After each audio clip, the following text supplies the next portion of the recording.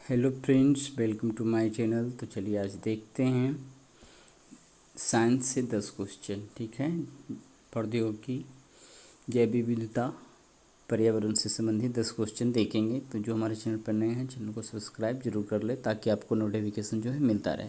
तो आइए देखते हैं आज का पहला क्वेश्चन। अगर अमेरिकन वाइल्ड ईगल के संबंध में निम्नलिखित में से कौन सा विकल्प सही नहीं है। तो डायरेक्ट आंसर पे चलते हैं।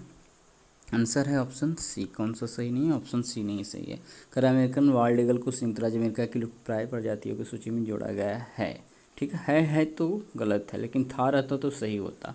इसीलिए इस क्वेश्चन को थोड़ा सा ध्यान देना है कि अमेरिकन वाइल्ड ईगल को 28 जून 2007 को संयुक्त राज्य अमेरिका की लुप्तप्राय प्रजाति की सूची से हटा दिया गया था। यानी इससे पहले था। अब यहाँ पे क्वेश्चन में है, बस इतने ही से ये क्वेश्चन जो है गलत हो जा रहा है। ठीक है ना, आंसर गलत हो जा रहा है। यानी कि यदि था है तो ठीक है, क्योंकि 2007 में इसको हटाया गया, उससे पहले था। आगे देखते हैं। लकड़बग्घे के बारे में निम्नलिखित कथनों पर विचार कीजिए। लकड़बग्घे सामान्यतः मुर्दाखोर जानवर और रात्रिचर होते हैं जो शुष्क और अर्धशुष्क पारिस्थितिकी तंत्र में पाए जाते हैं। मादा लकड़बग्घे नर से बड़ी और मजबूत होती है तथा कबीले का नेतृत्व करती है। चींटीदार लकड़बग्घा भारत में मौजूद एकमात्र प्रजाति है और इसे IUCN द्वारा लगभग खतरे में सूचीबद्ध किया गया है। उपरोक्त में से कितने कथन सही है? तो यहाँ पे आंसर हो जाएगा ऑप्शन 3 यहाँ गलती है। ठीक है, लगभग खतरे में सूचीबद्ध है, नहीं, खतरे से भी फिलहाल ये लकड़बग्घा दूर ही हैं। तो ऑप्शन बी हो जाएगा। ऑप्शन बी यहाँ पे करेक्ट हो जाएगा। उत्तर बी यहाँ पे करेक्ट होगा। आगे देखते हैं। सफ़ेद मक्खियाँ इसके लिए प्रसिद्ध है। फसलों के परागण में भूमिका, कृषि फसलों पर हानिकारक प्रभाव, वस्त्र उत्पादन के लिए रेशम को उत्पादन करने की क्षमता, ग्रीन हाउस में जैविक कीट नियंत्रण में महत्व। तो यहाँ पे आंसर होगा ऑप्शन बी। ठीक है, कृषि फसलों पर हानिकारक प्रभाव डालता है सफ़ेद मक्खियाँ। ठीक है, आगे देखते हैं।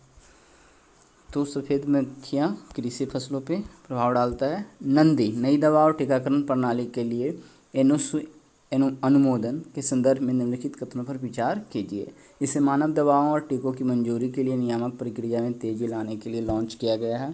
स्वास्थ्य और परिवार कल्याण विभाग ने केंद्रीय औषधि मानक नियंत्रण संगठन के समन्वय से CDAC के माध्यम से नंदी पोर्टल विकसित किया है।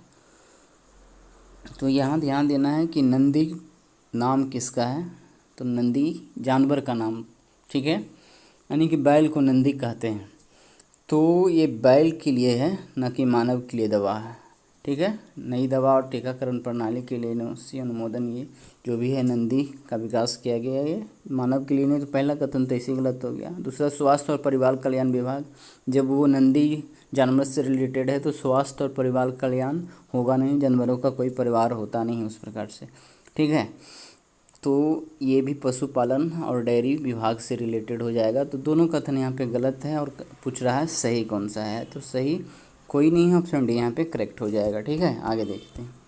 करा है पशु दवाओं और टीकों की मंजूरी के लिए नियामक प्रक्रिया में तेजी लाने के लिए ये है नंदी, अतः कथन ये गलत है। करा पशुपालन और डेयरी विभाग माननीय प्रधानमंत्री द्वारा शुरू किए गए डिजिटल इंडिया विजन की भावना के अनुसरण में केंद्रीय औषधि मानक नियंत्रण संगठन के समन्वय से CDAC के माध्यम से नंदी पोर्टल विकसित किया गया है और IT प्रणालियों का लाभ उठाकर न्यूनतम सरकार और अधिकतम शासन का सार ग्रहण किया है। अतः कथन 2 गलत है।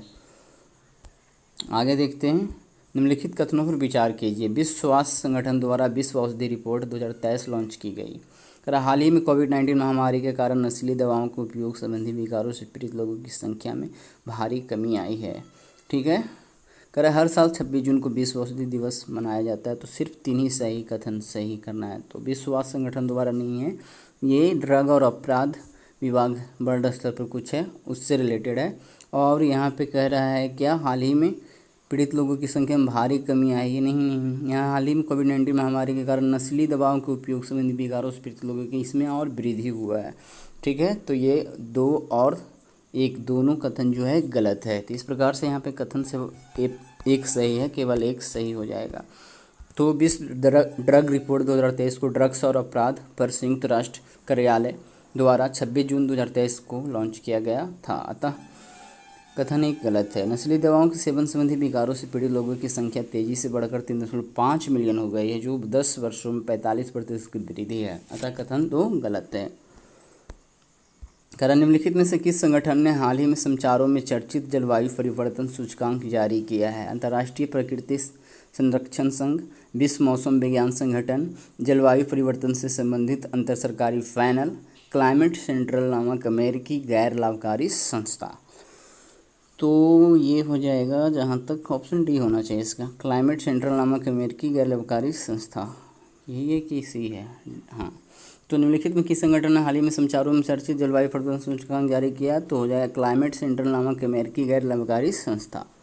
आगे देखते हैं, निम्नलिखित में से कौन क्वांटम भौतिक में चिरल बॉस तरल अवस्था का सबसे अच्छा वर्णन करता है? तो पढ़ना पड़ेगा, देखते हैं।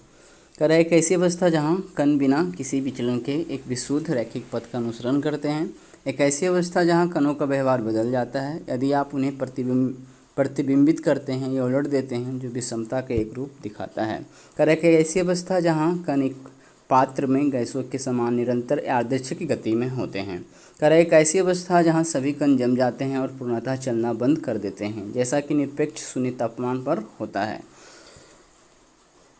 तो ये है आपका ऑप्शन बी, ठीक है। एक ऐसी अवस्था जहाँ कणों का व्यवहार बदल जाता है यदि आप उन्हें प्रतिबिंबित करते हैं या उलट देते हैं, तो जो विषमता का एक रूप दिखाई देता है। ऑप्शन बी यहाँ करेक्ट हो जाएगा। चलिए आगे देखते हैं। तो ऑप्शन बी यहाँ पे करेक्ट हो जाएगा। आगे देखते हैं, करा सफ़ेद दुम वाले गीदों के संदर्भ में निम्नलिखित कथनों पर विचार कीजिए। हाल ही में उत्तर प्रदेश के जटायु संरक्षण केंद्र से 20 सफ़ेद दुम वाले गीदों को केरबा के गिद्ध संरक्षण केंद्र में लाया गया था।